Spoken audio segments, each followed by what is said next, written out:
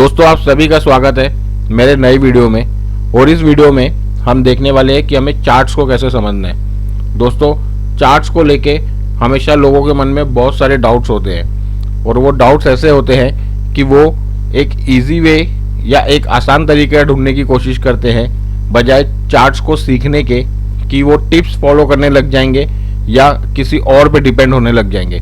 पर दोस्तों चार्ट सीखना भी कोई रॉकेट साइंस नहीं है। फॉर एग्जाम्पल अभी आप देख रहे हो कि आपके सामने चार्ट है, तो ये चार्ट में दो कलर की कैंडल है, एक ग्रीन कैंडल है और एक रेड कैंडल है और इनके जो शेप्स है वो अलग अलग है। पर आप मुझे एक बात बताइए दोस्तों, फॉर एग्जाम्पल अभी आप जो देख रहे हो वो है म्यूजिकल लैंग्वेज। अब ये म्यूजिकल लैंग्वेज मुझे भी नहीं समझ आती और मेरे जैसे ऐसे कितने लोग रहेंगे जिनको ये समझ नहीं आती। पर ऐसे भी तो लोग हैं जिनको ये म्यूजिकल लैंग्वेज आती है और उसके वजह से ही वो एक अच्छा म्यूजिक बना पाते हैं जिससे आप और मैं एंजॉय कर पाते हैं। दोस्तों ये म्यूजिकल लैंग्वेज जो पर्टिकुलर फील्ड में है उसे समझ आती है। वैसे ही अगर आप स्टॉक मार्केट में आप ट्रेडिंग करना चाहते हो तो आपको भी ये चार्ट समझना बहुत ज़रूरी है।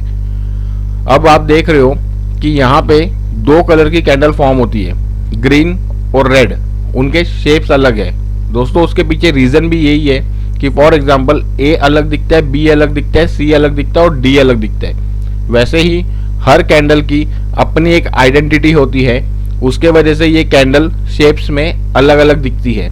पर ये जो कैंडल है ये अलग अलग दिखती है, इसका मतलब ये नहीं कि इनका कोई वैल्यू नहीं होता या किसी कैंडल की वैल्यू कम या ज़्यादा होती है। दोस्तों कैंडल्स के ऊपर मैं अपने चैनल पे पहले भी एक वीडियो बना चुका हूँ। अगर आप मेरे कुछ दिनों के पहले का वीडियो देखोगे तो आपको वो कैंडल वाला वीडियो भी उसमें दिखाई देगा। पर दोस्तों आप मुझे बताइए कि ये कैंडल आज आपको नहीं समझ आएगा, पर इन फ्यूचर अगर आप इसे टाइम दोगे और आप इसे समझने लगोगे कि ये कैंडल कौन से शेप की है और इसकी वैल्यू क्या है, तो आपको 110% दोस्तों ये समझ आने लगेगा। पर उसको थोड़ा टाइम जाएगा। अभी आप देख रहे हो आपके सामने दो कैंडल है, एक कैंडल जो है वो ग्रीन है, दूसरी कैंडल जो है वो रेड है। अब जो ग्रीन कैंडल होती है वो बायर्स की होती है। बायर्स की यानी वहां से प्राइस ऊपर की तरफ जाता है, नीचे से प्राइस ऊपर की तरफ जाएगा, उसको हम बोलेंगे बायर्स की कैंडल। और जो रेड कैंडल है वो होती है सेलर्स की कैंडल, यानी ऊपर से जब प्राइस नीचे की तरफ आएगा तो वो होगी सेलर्स की कैंडल। अभी ओपन जो होता है ग्रीन कैंडल का वो नीचे होता है और जो क्लोज होता है वो ऊपर होता है। वैसे ही उसका ऑपोजिट रेड कैंडल का जो ओपन होता है वो ऊपर होता है और जो क्लोज होता है वो नीचे होता है। यानी ग्रीन कैंडल में प्राइस नीचे से ऊपर की तरफ आया है और रेड कैंडल में प्राइस ऊपर से नीचे की तरफ आया है। दोस्तों हाई और लो ये दोनों ही कैंडल का सेम होगा। मैं फिर से रिपीट कर रहा हूँ, हाई और लो दोनों ही कैंडल का सेम होगा। खाली आपको ओपन और क्लोज ये याद रखना है कि ग्रीन कैंडल में ओपन नीचे होगा और क्लोज ऊपर, रेड कैंडल में ओपन ऊपर होगा और क्लोज नीचे। दोस्तों ये चीज आपको एकदम दिमाग में गांठ बांध लेनी है क्योंकि ये चीज आपको आगे बहुत काम में आने वाली है। और यही चीज पे जो चार्ट्स है वो पूरा आप उसको स्टडी कर पाओगे। दोस्तों चार्ट्स में एक बहुत इंपॉर्टेंट रोल जो प्ले करता है वो होता है रेसिस्टेंस और सपोर्ट। अब ये क्या है ये मैं आपको आगे बताऊंगा जब मैं आपको चार्ट्स का एक्सप्लेनेशन दूंगा। लेकिन आप ये हमेशा याद रखिए कि जो सपोर्ट होगा वो हमेशा नीचे होगा और जो रेसिस्टेंस होगा वो हमेशा ऊपर होगा। ठीक है दोस्तों, हमेशा याद रखना आपको सपोर्ट कहाँ होगा, नीचे, और रेसिस्टेंस कहाँ होगा, ऊपर। ये क्या है, ये कैसे वर्क करता है, मैं आगे आपको चार्ट में समझाऊंगा इसको। लेकिन आपको ये याद हमेशा रख के चलना है कि रेसिस्टेंस ऊपर होगा, सपोर्ट नीचे होगा। दोस्तों अभी मैं आपको चार्ट लाइव बताता हूं कि हमें कैसे कैंडल को और सपोर्ट और रेसिस्टेंस को यूज करना है चार्ट्स को समझने के लिए।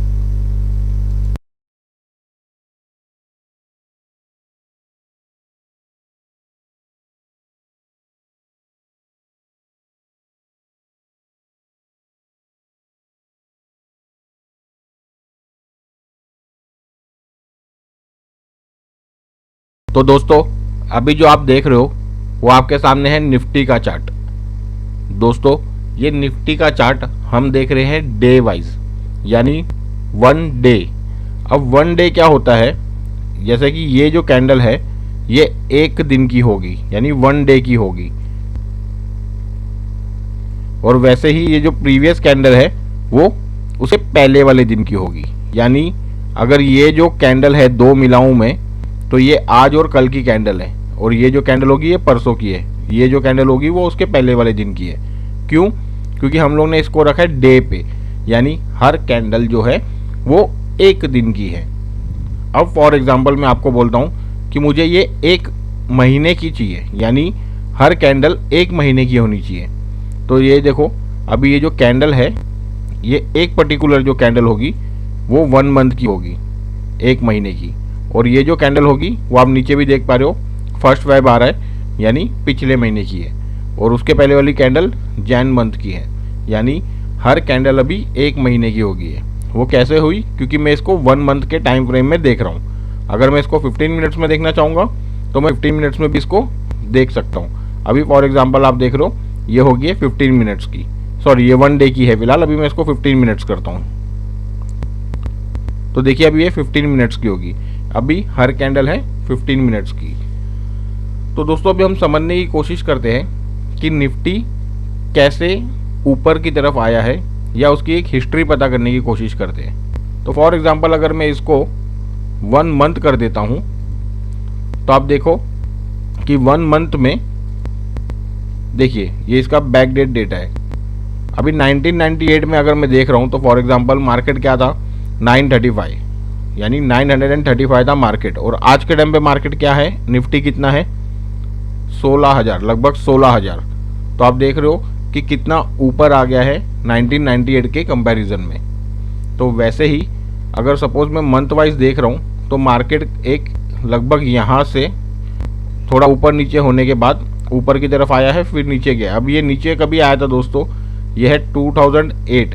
अभी आप थोड़ा याद कीजिए 2008 में क्या हुआ था दोस्तों। 2008 में एक बहुत ही बड़ा रिसेशन आया था जहाँ पे मार्केट लगभग 6,000 से फिर से नीचे आके 2,400 तक आ गया था। तो आप सोच रहे हो लगभग आधा हो गया था। फॉर एग्जांपल अगर अभी आज 16,000 है तो 8,000 तक आ गया था, उतना नीचे मार्केट उस वक्त आ गया था 2008 में। फिर दोस्तों मार्केट ने एक ऊपर की तरफ आना शुरू किया और फिर से नीचे और फिर से ऊपर, और यहाँ पे आप देख रहे हो कि फिर से वो मार्केट नीचे की तरफ आने लग गया। ये क्या था दोस्तों, ये था 2020 जब कोविड आया था। तो कोविड ने भी मार्केट पे काफ़ी बहुत गहरा इम्पैक्ट किया था, जिसके वजह से मार्केट नीचे आ गया था। पर कोविड के बाद जब भी कोविड के केसेस कम होने लगे तो ये फिर से ऊपर की तरफ बढ़ गया, और लगभग आप देख पा रहे हो कि एक 9,000 से 18,000 की दूरी, यानी डबल वहाँ से ऊपर की तरफ जब वो आया था। अब दोस्तों हम लोग 1 मंथ में जब भी देख रहे हैं तो एक आप देख पा रहे हो कि अगर मैं एक ट्रेंड भी पकड़ूंगा तो हमेशा अपवर्ड था, यानी यहाँ से ये 2008 हो गया, ये 2011 हो गया, फिर ऊपर 2015 थोड़ा सा नीचे आने के बाद फिर ऊपर गया, ये 2019 है, ये 20 में फिर से नीचे आके फिर से ऊपर गया, और अब भी हम 2022 देख रहे हैं 1 मंथ के हिसाब से। अब दोस्तों जैसे मैंने आपको बताया था सपोर्ट और रेसिस्टेंस, इसकी इम्पोर्टेंस क्या होती है। तो दोस्तों जो रेसिस्टेंस होता है वो हमेशा कहाँ होता है, ऊपर की तरफ होता है। यहाँ ये रेसिस्टेंस होगा ऊपर की तरफ, और सपोर्ट कहाँ होगा, ये नीचे की तरफ होगा। तो हमेशा क्या होता है कि जब मार्केट नीचे, यानी फॉर एग्जांपल नीचे से ऊपर की तरफ जा रहा है तो ऊपर एक रेसिस्टेंस क्रिएट करता है और नीचे आता है, फिर रेसिस्टेंस की तरफ जाता है, फिर नीचे आता है, फिर रेसिस्टेंस की तरफ जाता है और फिर से नीचे आता है। लेकिन जब नीचे आता है तो नीचे भी वहाँ पे एक सपोर्ट होता है। सपोर्ट क्या होता है, जहाँ से बाइंग शुरू होती है, और रेसिस्टेंस कहाँ होता है, जहाँ से सेलिंग शुरू होती है। तो जब भी वो सपोर्ट की तरफ यहाँ पे, यानी पिछला सपोर्ट उसका ये था ना, ये देखिए पिछला सपोर्ट ये था। अगर मैं एक हॉरिजॉन्टल लाइन आपको बना के बताऊँ तो आप देखिए यहाँ पे, और रेसिस्टेंस हमने क्या पकड़ा था यहाँ पे। तो यहाँ पे जब भी मार्केट नीचे भी आने लगा तो आप देख रहे हो कि लगभग सपोर्ट के पास आने के बाद से फिर से बाइंग आना शुरू हो गई थी। तो देखिए दोस्तों, रेसिस्टेंस हम इसलिए भी बोलते हैं क्योंकि देखो पहले जब ऊपर यहाँ पे आया था तो फिर यहाँ से नीचे, फिर ऊपर आया, फिर यहाँ से नीचे, फिर ऊपर आया, फिर यहाँ से नीचे, तो यानी 3 बार वो यहाँ पे आने के बाद नीचे की तरफ आया था। यानी उस वक्त ये जो रेंज है, ये रेंज क्या है दोस्तों, 6150। ये 6150 उसकी रेसिस्टेंस थी।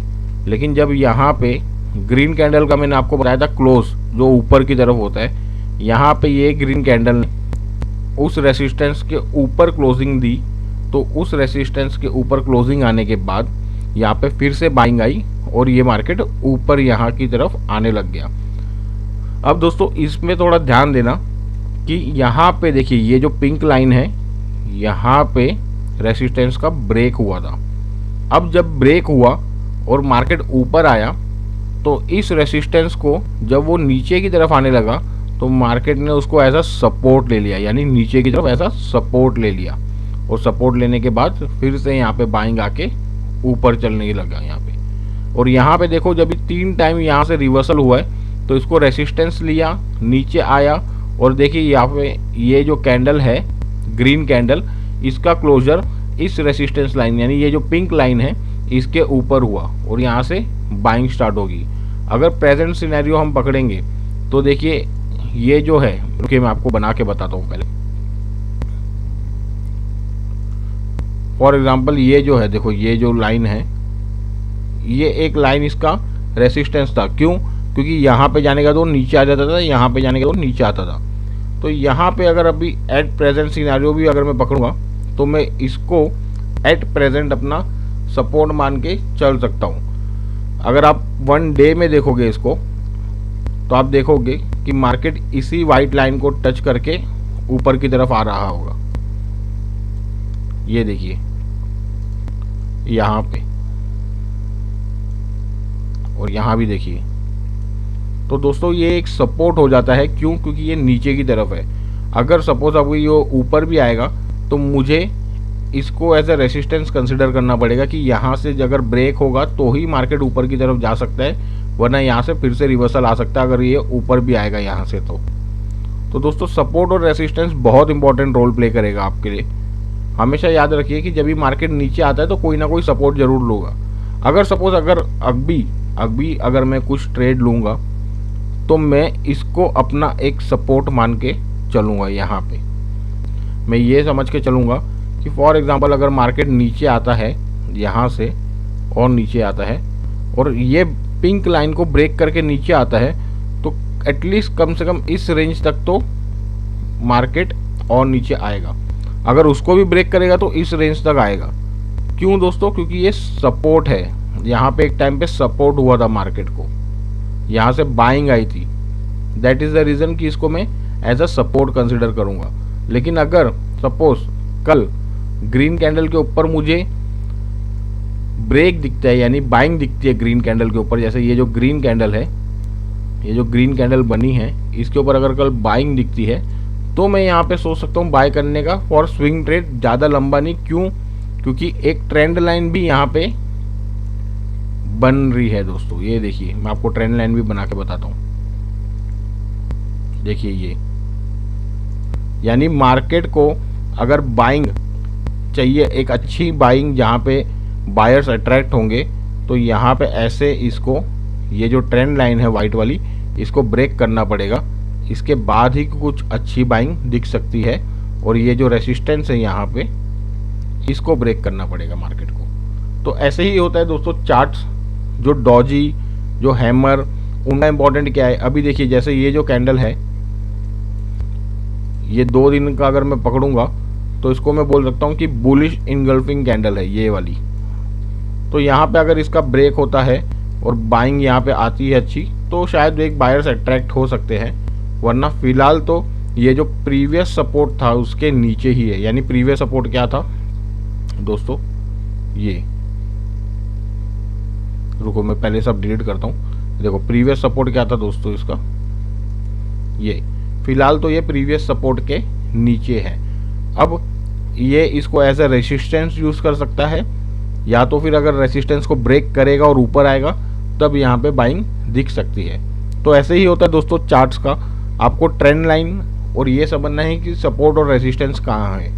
अभी देखिए ये जो ग्रीन कैंडल है, ये ग्रीन कैंडल का क्लोज अभी भी इस सपोर्ट के नीचे है, अभी इस सपोर्ट के नीचे है, यानी अभी इसके लिए ये रेसिस्टेंस बन सकता है, रिवर्सल पॉइंट बन सकता है। लेकिन अगर वो रेसिस्टेंस को ब्रेक करेगा, यानी ऐसे ही ग्रीन कैंडल इसके ऊपर यहाँ क्लोज होगी, फॉर एग्जांपल यहाँ इसके ऊपर क्लोजर देगी, तब मैं मान के चल सकता हूँ कि चलो अब इसने अपना रेसिस्टेंस ब्रेक करके फिर से ऊपर आ गया है। पर जब तक मुझे ब्रेक नहीं मिलेगा, इस पिंक लाइन के ऊपर क्लोजर नहीं आएगा ग्रीन कैंडल का, तब तक मैं इसे एज अ बाइंग मार्केट या as a buyers market consider नहीं करूँगा। हाँ, investment purpose for long time ये बहुत अच्छा है, क्योंकि लोग जब मार्केट नीचे होता है तब इन्वेस्टमेंट करते हैं। लेकिन अगर मैं स्विंग ट्रेड के लिए देखूंगा और यहाँ अगर मुझे इसके ऊपर क्लोजर दिखता है तो मैं स्विंग टर्म यानी शॉर्ट टर्म के लिए कोई अच्छा पर्टिकुलर स्टॉक जरूर लूँगा दोस्तों। तो ऐसा ही होता है दोस्तों मार्केट, इसमें ज़्यादा कन्फ्यूजन मत रखिए आप। तो दोस्तों उम्मीद करता हूँ कि आपको मेरा वीडियो पसंद आया होगा, और अगर वीडियो पसंद आए तो इसे आगे भी शेयर जरूर कीजिए। दोस्तों मैं रिक्वेस्ट करूँगा आपसे कि आप मेरे चैनल को सब्सक्राइब और मेरे वीडियो को लाइक जरूर कीजिए। Thank you friends.